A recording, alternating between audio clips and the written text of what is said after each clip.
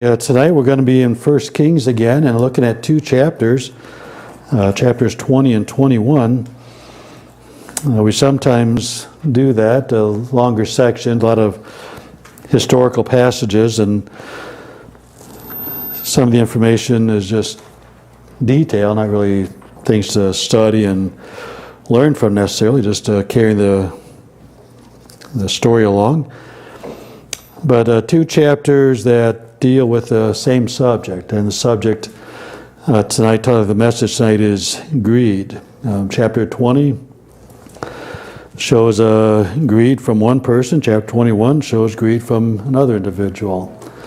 And sometimes the Bible uses the word covet or covetous instead of greed, same idea. That's what we'll be looking at here this afternoon from those two chapters.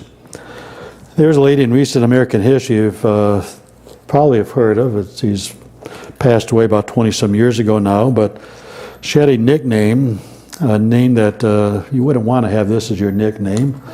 She was called the Queen of Mean. Remember the Queen of Mean? Yeah, it's not a nice name. Her real name was Leona Helmsley.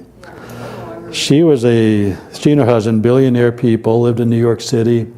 For 40 years or so, she and her husband owned the Empire State Building and a lot of other buildings, hotels, things like that over there. But a mean lady. She would yell at employees, the maid cleaning the building or whatever else. She would yell at them and fire that individual. Just a mean lady, looking down on people. But also a very greedy lady. At one point, where she really became famous was when she got arrested for tax evasion. She finagled some financial records, and so to keep some extra money, she lied on some forms, that sort of thing, filed some false forms in a building project, and wound up in jail for 2 or 3 years for that. Her only child died of a heart attack in 1982. He left a wife and 4 children behind. Very soon after the funeral, Leona Helmsley, this family of 6 was living in a property owned by the Helmsleys, and she evicted her daughter-in-law and 4 grandchildren out of that property. Her son had an estate of about $140,000, and she sued to get it. And so instead of the widow getting $140,000 of the bank account, the widow got about $2,000, and the 4 children split about $2,000 more. And the Queen of Mean and the greedy lady got the great majority of that $140,000. When she died, she left in her will $12 million to care for her 8-year-old dog. And the dog was named Trouble. And I think that's probably an appropriate name. But there's a lady who had billions, at least $1 or $2 billion, a billionaire. And yet it wasn't enough. She wanted more. She was mean to people who were beneath her in a lot of ways. But she also wasn't satisfied. She took money from her son's widow and things to that effect, sued to get money from her. She was mean and she was greedy, but also expressing especially greed and meanness are 2 kings. 1 Kings chapter 20, a king named Ben-Hadad, and then chapter 21, not surprisingly, we're back to looking at Ahab, King Ahab, and his greed.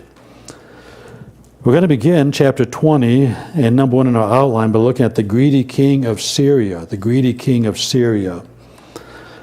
and that is King Ben-Hadad. Primarily on Sunday afternoons, we're studying life in the kingdom, mostly looking at the kings of Israel, but sometimes their lives obviously overlap with other kings, other nations, and that's the case here in chapter 20, that King Ben-Hadad of Syria is going to arrange an attack against Israel and then make claim on some property that did not belong to him, but that he wanted. Verse 1, 1 Kings chapter 20. And Ben-Hadad, the king of Syria, gathered all his host together, and there were 32 kings with him, and horses and chariots. And he went up and besieged Samaria and warred against Samaria is a reference to the northern kingdom of Israel. So the king of Syria comes down with 32 other kings, probably not 32 nations, but king states, localities that had authorities that they called kings, and attacked Samaria, and he's going to win that battle. Verse 2, he sent messengers to Ahab, king of Israel, into the city, and said unto him, these messengers said, Thus saith Ben-Hadad, Thy silver and thy gold is mine, thy wives also and thy children, even the goodliest, are mine. I'm taking your money and I'm taking your family. That's what he says. But in our outline, letter A, we're going to notice that his greed wasn't satisfied. His greed wasn't satisfied. He wins the military battle, besieged, warred against Israel and Samaria. To the victors go the spoil. So you can understand him demanding verse 2 and 3, I get your silver and gold because I won. It's kind of strange to as well claim the wives and kids of the king, but that's his next claim. But in verse 4, King Ahab is going to say something that's undoubtedly a mistake. He should have talked to his financial advisor before he said what he does here in verse 4. Look what his response is to King Ben-Hadad, saying, I'm taking your gold and silver and family. The king of Israel answered and said, My lord, O king, according to thy saying, I am thine and all that I have. Whatever you want, you can have. You want my silver, you can have. You want my gold, you can have. You want my wives, you can have them. You want my children, you can have them. All that I have is yours, he says. And that was not a smart thing to say, because that opens the door for Ben-Hadad, who's already claimed your silver, gold, and family, for Ben-Hadad's greed to become enlarged. I want more than your silver and gold and your wives and kids. Verse 5, the messengers came again and said, Thus speaketh Ben-Hadad, saying, Although I have sent unto thee, saying, Thou shalt deliver me thy silver, thy gold, thy wives, and thy children, yet I will send my servants unto thee tomorrow about this time, and they shall search thine house and the houses of thy servants, and it shall be that whatsoever is pleasant in thine eyes, they shall put it in their hand and take it away. Whatever looks good, we're taking. If you like it, I want it. That's basically what he's saying. He may not like it at all, Ben-Hadad. It might not be something that he wants. He may just like the color, this, whatever. But he says, whatever is pleasant in your eyes, my servants are going to take it. I want what you want. I want what you like. That tells us in letter A that his greed wasn't satisfied. It wasn't enough for him to get gold, silver, wives, and kids of his enemy. He wants everything and anything. Anything that looks good, anything that might have some value to it, I want it. It's like somebody, remember watching the old movie, the Grinch That Stole Christmas, the old kids' TV show? And the Grinch just takes everything out of the houses. You understand taking the decorations, the food, roast beef and stuff like that, but he took every little trinket, stuff that had no value whatsoever. He just took it all. That's kind of what Ben-Hadad is saying. Whatever you like, I'm taking. I want what you have, and I'm claiming it. That is really, that statement of verse 5, the whole passage 5 and 6, the whole context, is really the epitome of greed. Greed is never satisfied. A greedy person will not be content with getting something. He'll always want more. You've heard of the billionaire who had wads of money sticking out his pockets, and somebody asked him, how much money is this going to satisfy you? $1 more. And then that dollar he'll want another. It's never satisfied. Keep a mark in 1 Kings and turn to the book of Ecclesiastes chapter 5. Ecclesiastes 5. This book, of course, Ecclesiastes, describes Solomon and his pursuit of things, money, pleasure, things that he thought would satisfy him and that wouldn't and couldn't. Earthly things can't satisfy an eternal being. He writes this, chapter 5, down in verse number 9 of Ecclesiastes, verse 9. Moreover, the profit of the earth is for all. The king himself is served by the field, the crops, etc. Helps me and helps everybody. He that loveth silver shall not be satisfied with silver, nor he that loveth abundance with increase. This is also vanity. When goods increased, they are increased that eat them. And what good is there to the owners thereof, saving the beholding of them with their eyes? You see more, you want more, you get hungry. You just had a big meal and you see another piece of pie there, say, boy, I'll find room for that. That's the idea. But especially at 10th verse, he that loves silver will not be satisfied with silver. You're always going to want something more. He that loveth abundance will not be satisfied with increase. You love what you got, you love a bunch, but you want more than that. And King Ben-Hadad, and you don't have to be a billionaire, by the way, to be greedy. You be the poorest person on earth and be greedy. I have $10 in my pocket, I want $11, I want $100, whatever. A greedy person can be a poor person or a wealthy individual. Solomon, very wealthy, obviously, but he wasn't satisfied.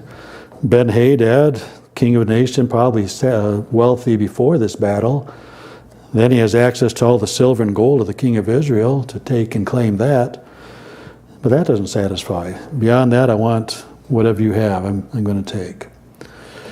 Greed, his greed wasn't satisfied, and greed never is satisfied. So back to 1 Kings 20.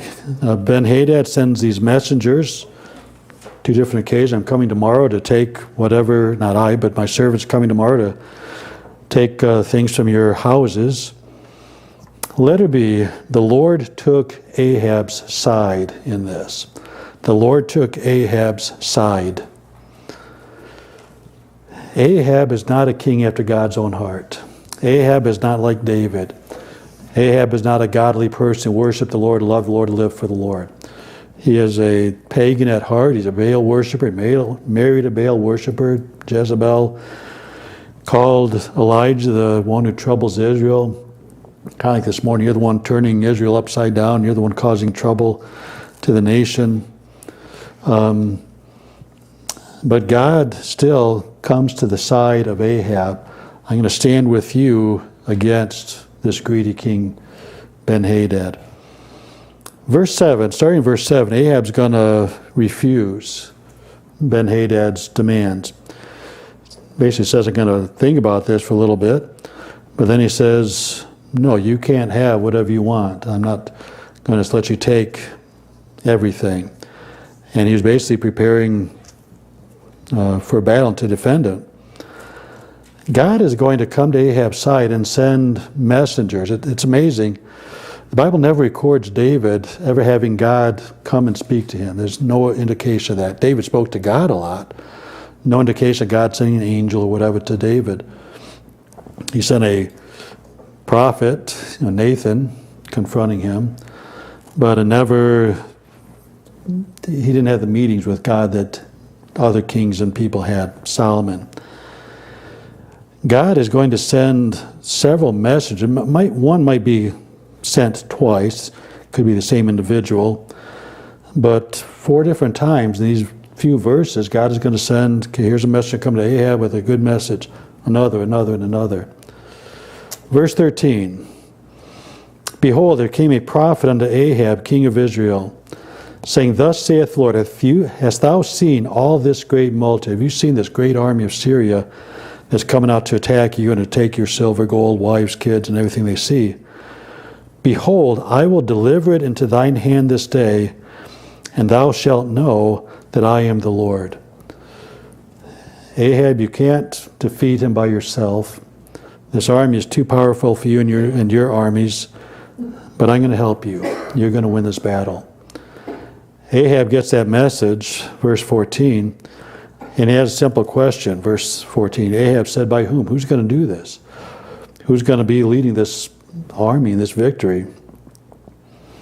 Verse 14 continues, thus saith the Lord, the messenger speaks, or the prophet speaks, even by the young men of the princes of the provinces.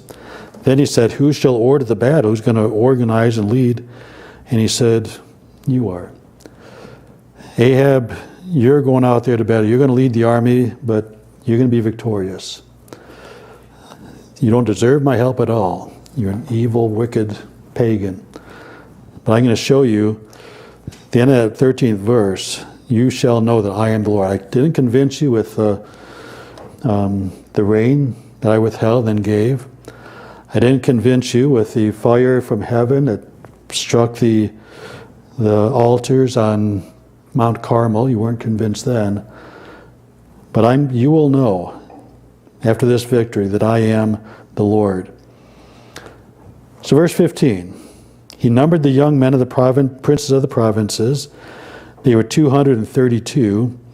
And after them he numbered all the people, even all the children of Israel, being 7,000. It's not a big army, especially when the others, 32 kings joining him. Verse 16, they went out at noon, but Ben-Hadad was drinking himself drunk in the pavilions, he and the kings, the 32 kings that helped him. And the young men of the princes of the provinces went out first, and Ben-Hadad sent out, and they told him, saying, there are men come out of Samaria. The army of Israel is coming out here, at least some men. And he said, whether they be come out for peace, take them alive, or whether they come out for war, take them alive. Don't kill them, just capture them. Either sit down and talk with them. If they come for peace, if they come for war, just don't kill them. Take them alive. So these young men of the princes of the provinces came out of the city, and the army which followed them, and they slew every one his man. And the Syrians fled. And Israel pursued them, and Ben-Hadad, the king of Syria, escaped on a horse with the horsemen. And the king of Israel, Ahab, went out and smote the horse and chariots and slew the Syrians with a great slaughter. A larger nation, more powerful nation, but they didn't expect anything. They're drinking, having a drinking party here. And Ben-Hadad just says, oh, just take them alive, no big deal. We can easily capture these guys. But God was on Ahab's side, and Ahab's side won the battle. God sends another message. Actually, it seems to be the same one, though not necessarily, but it seems to be. Verse 22, the prophet came to the king of Israel and said unto him, go, strengthen thyself, and mark and see what thou doest, for at the return of the year the king of Syria will come up against me. Ben-Hadad has been chased away, but he's a greedy king. He wants that gold, silver, wives, children, everything in your houses. He's going to be coming back. So be prepared. At the beginning of the year, he's coming back. Verse 23. This is interesting. Ben-Hadad's advisors. Here's what they think about Israel's God. The servants of the king of Syria, verse 23, said unto him, their gods, Israel's gods, are gods of the hills. Therefore they were stronger than we. But let us fight against them in the plain, and surely we shall be stronger than them. Israel can fight good in the mountains because their God is the God of the hills. But we get them out into a valley, out into a plain, and we can be, and their God can't help them here. I enjoy Southern gospel music, and anybody ever hear the McCamey singers? Yes, okay, there we go. I forgot her name, but the leader of that group, the female leader, wrote a song. The God of the mountain is God in the valley. And I'm sure she gets that from this passage here. God is God, whether up in the mountains fighting or doing whatever, or in the valleys. Verse 24, these advisors to the king of Syria, do this thing, talking to Ben-Hadad, take the kings away, every man out of his place, put captains in their rooms, so get these leaders out, get some actual military guys in there. Number thee an army like the army that thou hast lost, horse for horse, chariot for chariot, and we will fight against them in the plain, and surely we shall be stronger than they. And he hearkened unto their voice and did so. We'll fight them in the plain because their God is the God of the hills, not the God of the valleys. We can beat them there. Messenger number 3, go down to verse 28. There came a man of God, and spake unto the king of Israel, unto Ahab again, and said, Thus saith the Lord, because the Syrians have said, The Lord is God of the hills, but he is not God of the valleys, therefore will I deliver all this great multitude in thy hand. And he repeats this, You shall know that I am the Lord. That's really the reason God is doing this. Ahab does not deserve God's help. But God is trying to convince this king, giving him another chance, basically. I want to prove to you who I am. You will know that I am the Lord. You may not believe, but you will know in your mind and heart, I am God. Only God could do this. So verse 29, they pitched one over against the other 7 days, the two armies. And so it was, in the 7th day the battle was joined, and the children of Israel slew of the Syrians 100,000 footmen in 1 day. And the rest fled to Aphek into the city, and there a wall fell upon 27,000 of the men that were left. And Ben-Hadad fled and came into the city into an inner chamber. Ahab might not be convinced, but I think Ben-Hadad is convinced. Their God is not just the God of the hills. He's the God of the valleys as well, and the God of the cities. He just collapsed a wall on our army and killed another 27,000 of us. The Lord took Ahab's side. Ahab did not deserve that at all. But to try to prove to him how great God is, that he is the Lord, God helps him. Ahab's a sinful man, but God showed kindness to him. Letter C. The greedy king had to rely upon mercy. He had to rely upon mercy. He's just lost 127,000 soldiers. He's been defeated twice by an inferior army, but a greater God. And so here's verse 31. His servant said unto him, Behold now, we have heard that the kings of the house of Israel are merciful kings. Let us, I pray thee, put sackcloth on our loins, ropes on our heads, go out to the king of Israel. Peradventure he will save thy life. Let's just plead for mercy from this king. That is a great reputation to have. The kings of Israel, we've heard the kings of Israel are merciful kings. If you have a reputation for being merciful, being kind to people, treasure that. That's a great reputation to have. People look at you as a kind, merciful person. It's kind of strange, though, to apply that to Ahab, because he has not been a merciful man. His wife, anyways, let's kill the prophets of the Lord. He killed hundreds of them. Not a merciful queen, anyways. No indication of Ahab really being merciful. But the kings we've heard, not Ahab necessarily, but the kings of Israel, they're merciful kings. Let's rely upon that mercy. So verse 32, they did that. They girded sackcloth on their loins, put ropes on their heads, came to the king of Israel and said, Thy servant Ben-Hadad saith, I pray thee, let me live. And Ahab said, Is he yet alive? He is my brother. Ahab is not a smart man. What he said in verse 4, all I have is yours. Ben-Hadad said, okay, I'll take it. Here, he says to Ben-Hadad's messengers, he is my brother. He just wanted to kill you and kill your nation. He just wanted to take all of your silver and gold.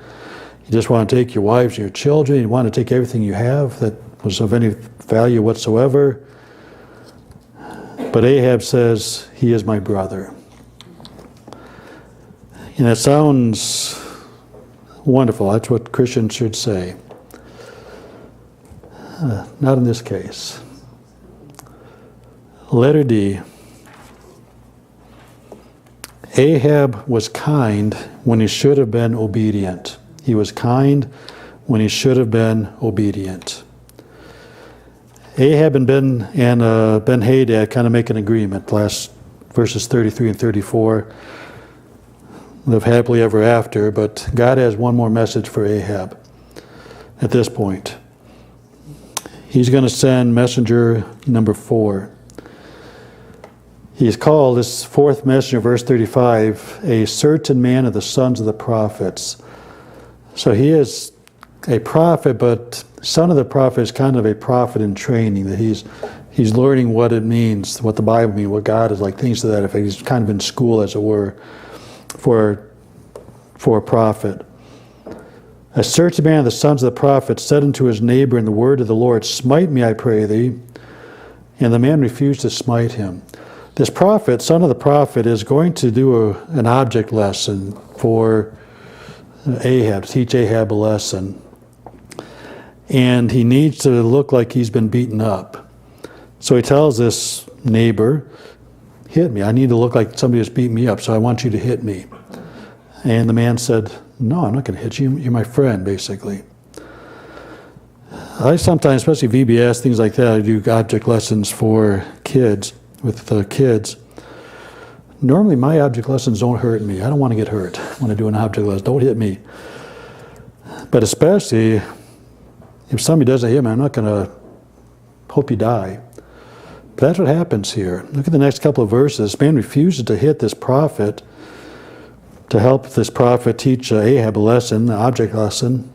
Verse 36, Then said he unto him, then said the son of the prophet unto this neighbor, Because thou hast not obeyed the voice of the Lord, behold, as soon as thou art departed from me, a lion shall slay thee. And as soon as he was departed from him, a lion found him and slew him. Moral of the story, if a prophet asks you to hit him, just hit him. You never know. Better safe than sorry. But this man refused, and he died. This prophet said, you're going to die. A lion's going to come and eat you, and he did. Verse 37, he found another man and said, Smite me, I pray thee. And whether that man knew what just happened with the lion or not, we're not told, but that man smote him so that in smiting he wounded him. He did what the prophet wanted to have done. Verse 38, the prophet departed, waited for the king by the way, disguised himself with ashes upon his face, and he's going to do this little presentation, object lesson, that's going to be very similar to Nathan confronting David. You are the man type of approach. Verse 39, as the king passed by, this is Ahab, as Ahab passed by, he cried unto the king, this prophet cried to the king and said, Thy servant went out into the midst of the battle, and behold, a man turned aside and brought a man unto me and said, Keep this man, arrest him, hold on to him. If by any means he is missing, then shall thy life be for his life, or else thou shalt pay a talent of silver. You're responsible to keep this man a prisoner. If I come back and this man is gone, your life or his life, or you got to pay a lot of money for it. Verse 40, as thy servant was busy here and there, he was gone. The man that I was supposed to watch was gone. And the king said unto him, So shall thy judgment be, thyself hast decided. Okay, if you were told to keep hold of a prisoner, and that prisoner escaped, you're going to have to die or pay this talent of silver. Kind of like we saw with the jailers in the book of Acts. Same basic principle. He went and did that. Then verse 41, the prophet hasted, took the ashes away from his face, cleaned himself up, and the king of Israel discerned him that he was of the prophets. How he maybe knew him personally, I don't know how he knew, but when he washed the dirt off, Ahab recognized him as a prophet, son of a prophet. Verse 42, thou art the man. He said unto him, Thus saith the Lord, because thou hast let go out of thy hand a man whom I appointed to utter destruction, Ben-Hadad, the king of Syria. Therefore thy life shall go for his life, and thy people for his people. Because you were kind when you should have been obedient, you're going to be punished. Your life for his life, and your nation's going to suffer. Thy people for his people. He was kind when he should have been obedient. Quick little application. Very rarely will we have to choose between being kind and being obedient to the Lord. Those normally are not contrasts. But if they ever are, obey the Lord. Our responsibility at all times is to obey the Lord. We're not supposed to be unkind to people, I get that. But if there's ever a choice, we have to choose to obey the Lord. If God tells us to do something, you say, that doesn't sound very nice. Do it anyways. Obey the Lord. Ahab didn't. And because of that, he and his nation's going to suffer for it. We saw the same thing with Saul. Saul saved Agag, the king of the Amalekites. So, well, we killed all the animals, we saved the best of the flock, and I saved Agag. Well, you're supposed to kill him and kill all the animals. And Saul heard from Samuel, because you didn't, the kingdom's taken away from you. Be obedient, even if it means that at some point you have to be unkind. Always obey the Lord. Verse 43, Ahab goes to his house heavy and displeased. A pity party. He's going to eat some worms like we looked at recently. And that, by the way, is pity party number 1 for Ahab. Pity party number 2 comes pretty quickly here in chapter 21. Point number 2, chapter 20 was the greedy king of Syria. Number 2, the greedy king of Israel. The greedy king of Israel. Chapter 21. Most of chapter 20, Ahab appeared in a pretty good light. He said some things he shouldn't have said. All I have is yours. This evil king of Syria is my brother, things like that. But, he came out in a pretty good light. Even the last part where he's punished by God, he was kind anyway. He wasn't mean. He's being punished for being kind instead of obedient, not being mean instead of obedient. Pretty good light in chapter 20. Chapter 21, the exact opposite. The bad side of Ahab comes out again, and he's joined by his evil wife, Jezebel. His greed is described starting in the opening verses here. Letter A, his desire was forbidden by God. What he wanted, what his greed centered upon, was forbidden by God.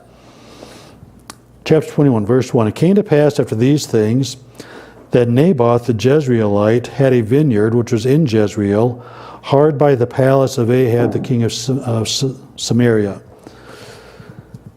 Ahab had chosen Jezreel as his capital city. His palace was there, his house was there. And right next to his palace, he looked out his palace window, he saw this beautiful vineyard belonging to this man named Naboth.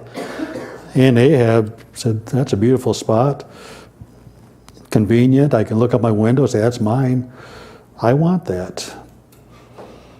Verse 2, Ahab spake unto Naboth, give me thy vineyard, that I may have it for a garden of herbs, because it is near unto my house.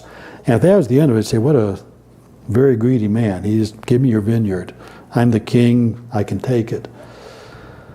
But Ahab actually makes a couple of offers on this. The rest of verse 2, I will give thee for it a better vineyard, so we can exchange.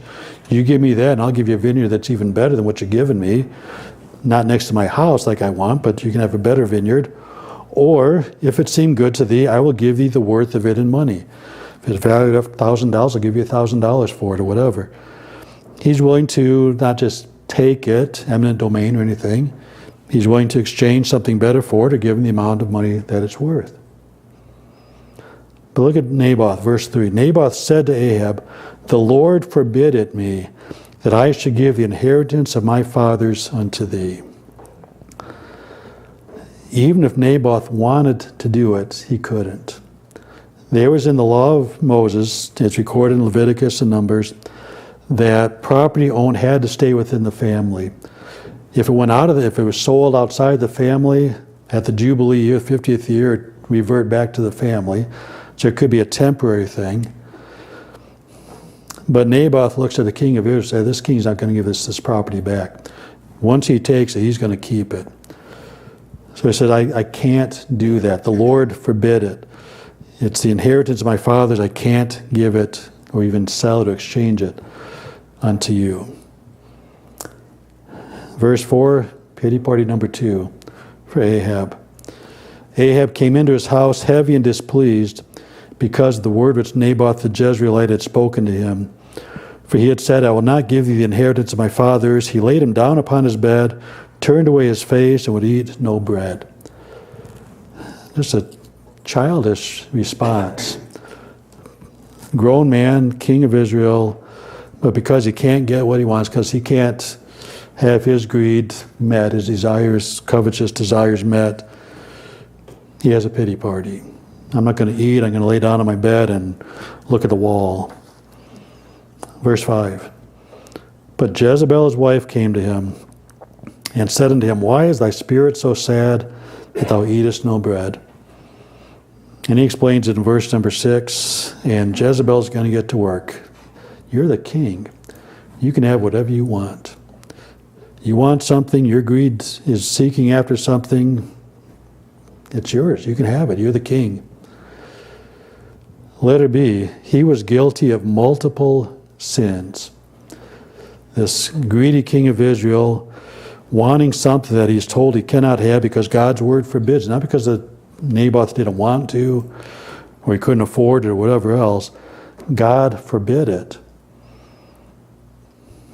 But he says, his wife says, we're going to get it anyways. And Ahab and Jezebel side by side are going to be guilty of several sins getting this property. He's already guilty of greed or covetousness. Thou shalt not covet. He's violating that, first of all. Go down to verse 8. And Jezebel's hand is involved in this, obviously. Ahab's the king, though. He's not interfering, not stopping anything. False witness, bearing false witness against your brother, your neighbor, lying, comes out. Verse 8. She wrote letters in Ahab's name and sealed them with his seal, and sent the letters unto the elders and to the nobles that were in his city, dwelling with Naboth. And she wrote in the letters, saying, Proclaim a fast, and set Naboth on high among the people, and set 2 men, sons of Belial. These are kind of like those certain lewd fellows of a baser sort, same type of people, just evil individuals who have nothing better to do with their life than cause trouble. Set 2 sons of Belial before him to bear witness against him, saying, Thou didst blaspheme God and the king. Then carry him out and stone him that he may die. He has made up a false charge. Blasphemy could be punished by death. Made up a false charge that they accused Naboth of. Verse 11 through 14. Third sin he's guilty of is murder. The men of his city, even the elders and the nobles who were the inhabitants in his city, did as Jezebel had sent unto them, and as it was written in the letters which she had sent unto them, stamped with the name of the king. They proclaimed a fast, and set Naboth on high among the people, and there came in 2 men, children of Belial, and sat before him. And the men of Belial witnessed against him, even against Naboth, in the presence of the people, saying, Naboth did blaspheme God and the king. Then they carried him forth out of the city, and stoned him with stones, that he died. And they sent to Jezebel, saying, Naboth is stoned and is dead. Thou shalt not covet, they broke that. Thou shalt not bear false witness, they broke that. Thou shalt not murder, broke that. Thou shalt not steal. Verse 15. It came to pass, when Jezebel heard that Naboth was stoned and was dead, that Jezebel said to Ahab, Arise and take possession of the vineyard of Naboth the Jezreelite, which he refused to give thee for money. For Naboth is not alive, but dead. And it came to pass, when Ahab heard that Naboth was dead, that Ahab rose up to go down to the vineyard of Naboth the Jezreelite to take possession of it. He stole the property from a dead man. That property should have stayed in the family. Naboth's wife, kids, grandkids, whoever. Instead, Ahab with Jezebel claimed it. Guilty of multiple sins, because it started with greed. But lying, murder, thievery to get what he wants. Greed rarely stays as a sin of the heart. It's going to be expressed in some way ultimately.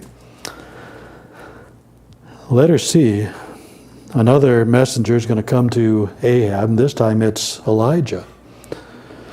Elijah's going to confront him, tell him that the sin he has just committed is going to cost him his life. Look down to verse 19.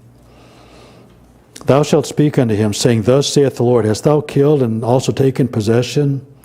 Thou shalt speak unto him, saying, Thus saith the Lord, In the place where dogs lick the blood of Naboth, shall dogs lick thy blood even thine. You're going to die, and your blood's going to be licked up by dogs, just like you did to Naboth. And letter C, Ahab was repentant when confronted. He was repentant. He is told he's going to die, and die in an undignified way for anybody, much less a king. Verse 27, It came to pass when Ahab heard those words, that he rent his clothes, put sackcloth on his flesh, fasted and lay in sackcloth, and went softly. Not really a pity party this time, just seemed to be genuine repentance and grief for what he had done. Because here's the Lord's response to that. Verse 28. The word of the Lord came to Elijah the Tishbite, saying, Seest thou how Ahab humbleth himself before me? Because he humbled himself before me, I will not bring the evil in his days, but in his son's days will I bring the evil upon his house. There's an additional punishment besides his death that's mentioned there. And God said, I'm going to delay that because he humbled himself, because he repented when confronted. I don't really expect to see Ahab in heaven. Not much about his life is commendable. These couple of chapters, every now and then you see something good, perhaps. But the great tenor of his life is the opposite of that. Chapter 21 ends with him being humbled. Chapter 21 began with him killing a man. Greedy, murder, thievery, etc. We're not going to heaven because we do a few things good. We're not going to heaven because once in a while we do what is right. We're only going to heaven because we believe Jesus Christ died for our sin, not because we're a good person once in a while. A lot of people like Ahab in the world that, I know I did bad, but I did good the other day. Did you see me on last Thursday doing something, whatever, helped a little old lady across the street or whatnot? That doesn't, God is not going to say, okay, there's good things, there's bad things, and see which one weighs more. Our evil things will always outweigh the good things. And we are condemned until we place our faith in Jesus Christ. Ahab, few good things in his life, but for the most part, sinful man who doesn't say he knew the Lord was God. He doesn't acknowledge that. Just continues in his pity party and in his greed. A couple of closing thoughts. I just wrote the references here. We're not going to turn to them just for time's sake, but I encourage you to read those. But number one, at the bottom of the page, greed is a disqualifier from service. Disqualifier from service. 1 Timothy 3, Paul gives to Timothy the requirements for elder, pastor, bishop, etc. And as well, verse 8, the requirements for a deacon. And it says it can't be covetous, can't be greedy. Greedy of filthy lucre is the phrasing there. Greed disqualifies us from service.